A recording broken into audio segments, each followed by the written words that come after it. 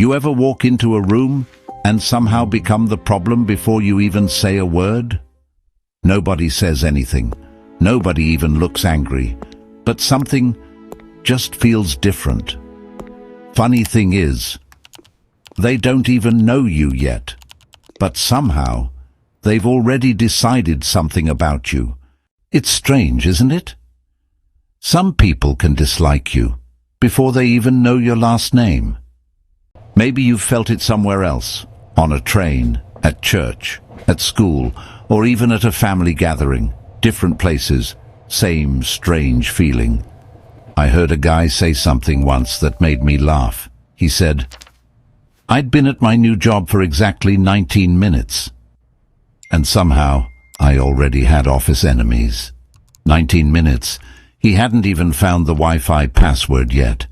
Can I ask you something? Not what you think. A memory. Where was the first place someone seemed to dislike you before you'd done anything wrong? Work, school, family. Just keep one place in your mind, because I think it's going to make a lot more sense before we're finished today. Here's something I've noticed over the years. Most people don't wake up one morning and decide, "You know what? I'm going to dislike that person today." It usually starts much smaller than that. So small, they often don't even notice it's happening. Here's what makes this so interesting. When someone seems to dislike you, your first instinct is usually to ask, "What's wrong with me?" Very few of us stop and ask, "What's happening inside them?" Carl Jung believed something most of us never think about. He said, "We don't always react to people. We often react to what they awaken inside us." In everyday language, sometimes your presence quietly reminds someone of a part of themselves they've been trying to ignore. Think about it like this. Have you ever met someone who quietly inspired you to become better? Being around them made you want to grow. Now imagine someone else who sees that very same person and instead feels uncomfortable. The person didn't change. Only the reflection inside each observer did.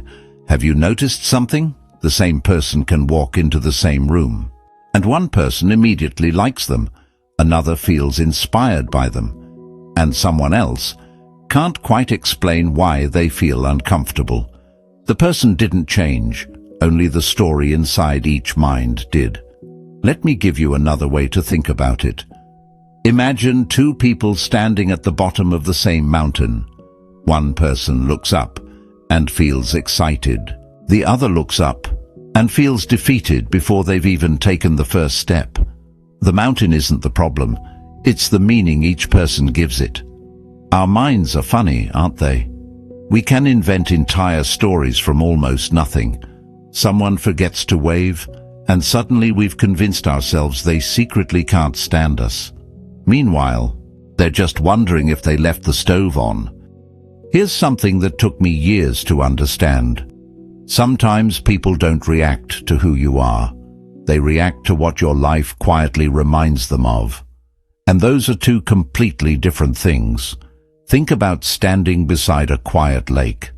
One person looks into the water and sees possibility. Another looks into the exact same water and only notices the storm clouds behind them. The lake didn't choose what to reflect. Maybe you've seen this happen at work. Someone gets promoted. Half the office says, "Good for them." The other half suddenly starts looking for reasons they didn't deserve it. It's amazing how quickly congratulations can turn into investigations. This was one of the hardest lessons I ever learned. Not every uncomfortable reaction is an honest opinion about you. Sometimes it's an emotional echo from someone else's unfinished story, and without realizing it, you've walked into the middle of it. Have you ever noticed how one person can walk into a meeting, say almost nothing, and somehow become the topic of conversation after they leave? It's almost impressive. Some people can build an entire documentary from a 5-minute interaction. Maybe that's why trying to make everyone like you never really works, because you can't control the stories other people are telling themselves. You can only decide whether you'll keep carrying stories that were never yours to begin with. And that's where real freedom begins. Here's where the story takes an unexpected turn.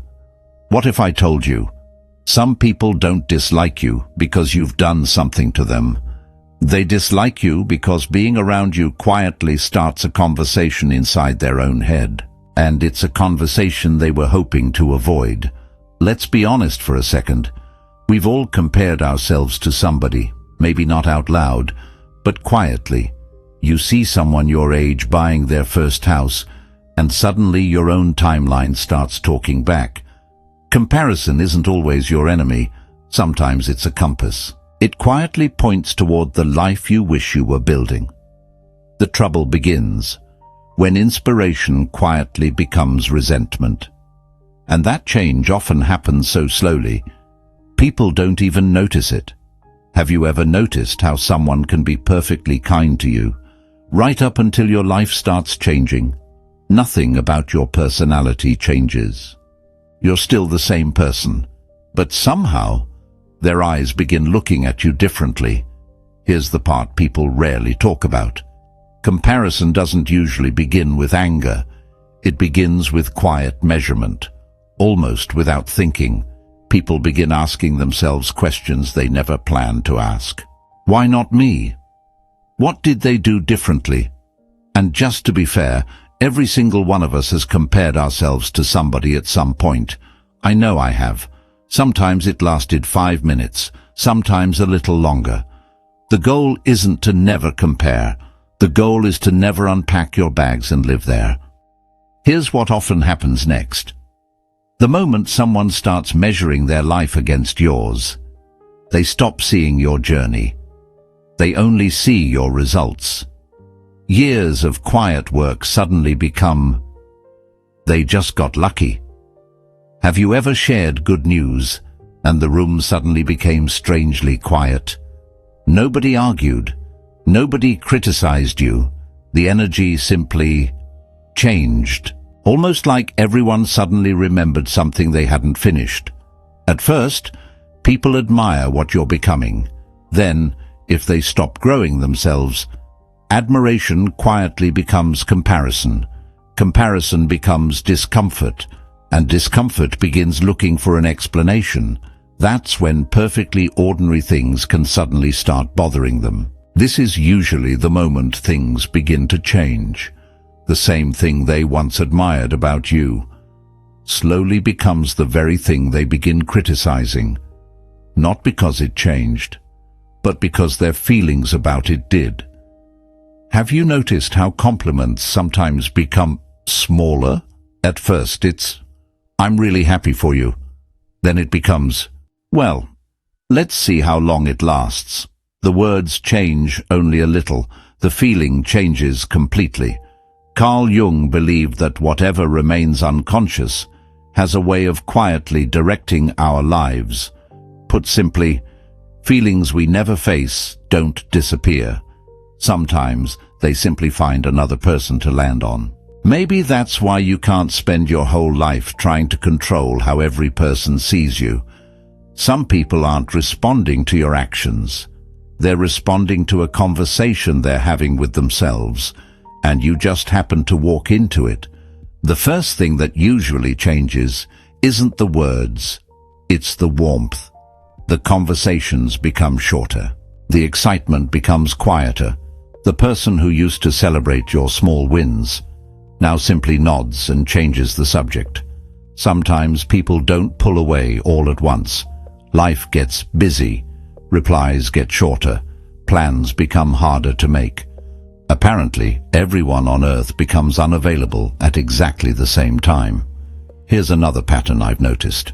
Once comparison takes root, people sometimes stop giving you the benefit of the doubt. Things they once found interesting suddenly start looking suspicious, not because you've changed, but because the story in their mind has. One thing I've learned is this: people rarely argue with who you are. They argue with the version of you they've created in their own mind. And no matter how clearly you explain yourself, you'll never win an argument against someone else's imagination. You know what's exhausting?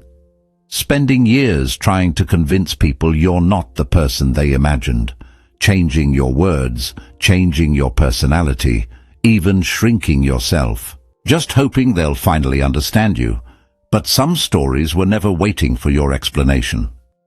One day something quietly changes. You stop trying to manage everyone's opinion of you, not because you've stopped caring, but because you've finally realized peace is lighter than approval. Carl Jung once wrote that the privilege of a lifetime is becoming who you truly are. Maybe that's why some people become uncomfortable, because authenticity quietly reminds them of the version of themselves they never gave permission to exist. And that's not something you can fix for them. Or maybe the real question isn't, why does this person dislike me? Maybe the better question is, why have I been carrying their unfinished story as if it were mine? Because the moment you put that weight down, you finally have both hands free to build your own life. Maybe this whole time, you've been trying to win a conversation that was never happening out loud. It was happening inside someone else's mind, and no amount of explaining can rewrite a story another person refuses to question. Some people will misunderstand your silence. Others will misunderstand your confidence. Some will misunderstand your kindness. If someone is determined to see you through yesterday's wounds, today's truth won't always change their mind, and that's okay. So if you've been carrying the weight of being misunderstood, maybe today is the day you quietly put it down. Keep being kind. Keep growing. Keep becoming who you were created to become. The people who are meant to understand you will never need you to become someone smaller just to make them comfortable. And perhaps that's the most peaceful freedom of all. Before you go, I'd love to hear something real from you. Have you ever realized that someone wasn't really reacting to you, but to something your presence awakened in them? Tell me the moment you finally understood it. I read the comments, and some of the most powerful conversations happened there. And if today's conversation gave you a little more peace than you had 20 minutes ago, I'd love for you to join us for the next one. There's a lot more of human nature left to explore.